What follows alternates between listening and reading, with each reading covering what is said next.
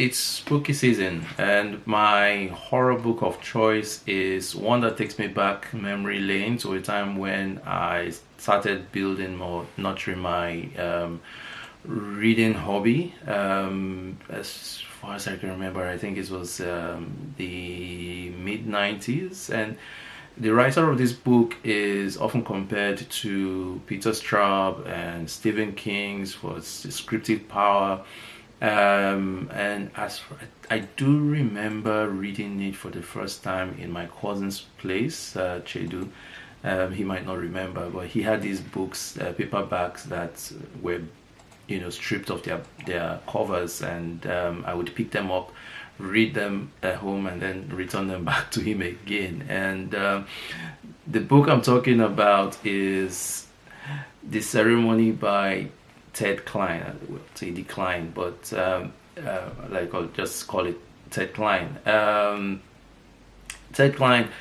This was written in 1984, and I believe it went out of print for a certain period of time, and they only recently reissued it. So you can still grab a copy of this paperback and I think hardback at the same time on Amazon now. I first read this, I mentioned before, in early 2000s, but I was reunited with this particular copy last year. I found it in a vintage bookstore, and you can't imagine how so excited I was to find it and to go through the pages once again, relishing the chapters, relishing the story that we have between these pages, these covers. The ceremony follows the story of an old evil, and the old evil embodied in an old man, and the story as well of some unwitting characters, unwitting persons in Gilead, an old village in New Jersey. And the mission of this old evil is to reawaken elder gods that had died, which we hear about or read about in the first few chapters or first few sections of this book, but can only do so by the unraveling of certain potents or omens as being unleashed through rituals. And we have all of these unwitting characters who play roles in the performance of these rituals or in the observation of the potents as they would happen.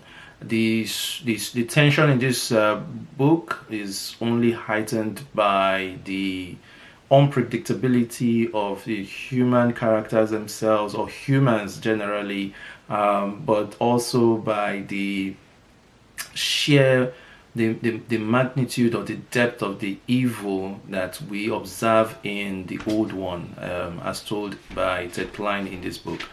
For the characters, we have one of the principal main characters. We have Jeremy, who is a student of Gothic literature. We have Carol, a dancer, a naive village girl, as you may put it. And then we have Mr. Rosebottom, or Rosie, who is, in everyone's eyes, is a kind old man, but is really the embodiment of all the evil on earth, walking this very earth to do his bidding, a bidding that he must to awaken the elder gods. Now, Jeremy himself is a cynic. He doesn't believe in the superstitious, and that makes him a perfect candidate for Mr. Rosebottom or Rosie's manipulations. We have manipulations with a view to unleashing or performing rituals that will bring about certain potents that basically just progress or advance his objective on Earth.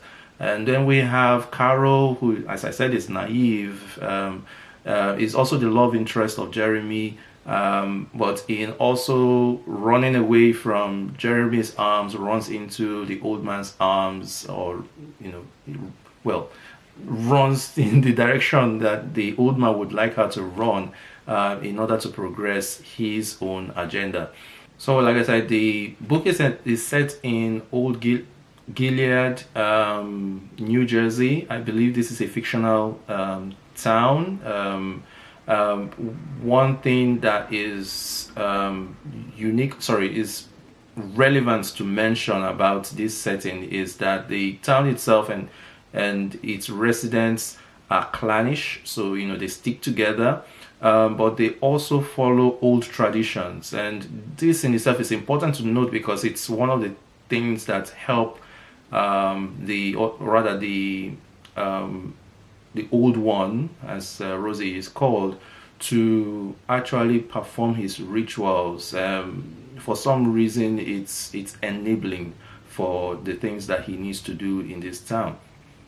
While this is a horror novel, it's also it has fantastical elements. The storytelling itself borrows from European lore, as we have mentioned the mention of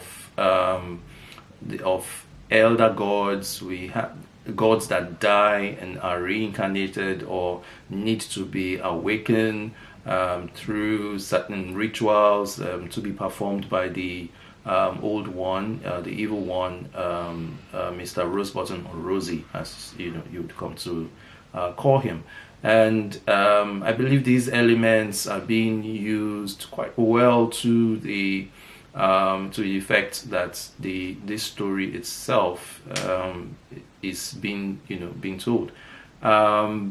If you've read the ceremony, or when you do read the ceremony, and you're looking out for another book to pick up after this, I would recommend The Talisman by Stephen King and Peter Straub, as this particular book compares to that, or that compares to this. For what they share, basically what they share in common is the descriptive strength. Something I would like to mention is one thing I think this book could do better with is, or could have done better would be to not be so heavy on the backstories, or even the description of characters in trying to make them more relatable, and rather focus on the pacing. So what you would realize is, in reading this, in some ways you would feel like the story is taking too long to build up, or it's a slow burn, but it really isn't, depending on what you like or what your preferences are, because at some point I think it just sacrifices the building of characters or the character development for the pacing of the story. If it were faster paced, I would have liked it a lot better, but in all, I think it's a great book to read for the season, spooky season, being written in the 1980s, or released in the 1980s. You can show that the gore here is, or might be to your taste if you have a good stomach for it. But the ceremony, Klein, do pick it up. Well, till the next one, you know what to do. Like, comment, share, and subscribe. And until we see you in the next one, happy reading.